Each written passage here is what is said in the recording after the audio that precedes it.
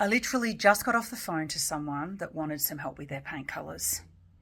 Now, it's not as easy as to say, well, sure, I can do the paint colours for you because there's such a big knock-on effect.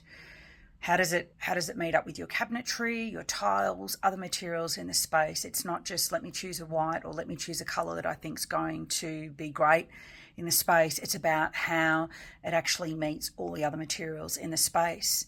And she actually said to me, I've listened to all the theory, I know all the theory, it all makes sense, and she'd got a lot of information, but she said, now that I'm pulling it all together myself, I realise that I'm at great risk of making a big mistake because there's still things that I don't necessarily know.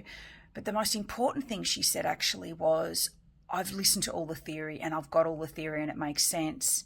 But when it actually comes to executing the theory, that's when it gets really complicated. And I think when you don't have the experience, it is even more complicated because then what are the bits that you're missing? What are the things that may not be in the podcast that you hear or the online courses that you've done? What are the things that are not necessarily really clear or they've not been expressly outlined that you may be missing? And that's where it actually gets really tricky when you're doing things on your own without the guidance of someone that can help you. It's what is going to make or break this whole project. And let's not forget, this is something that is costing you thousands and thousands and hundreds of thousands, tens of thousands of dollars.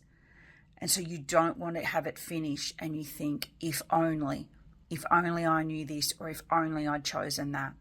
And that's why the investment with an interior designer can actually be the best investment you'll make, because you've got that reassurance knowing that the right decisions are being made so that when it is completed, there are no regrets in the decision. You've had someone walk with you the whole way.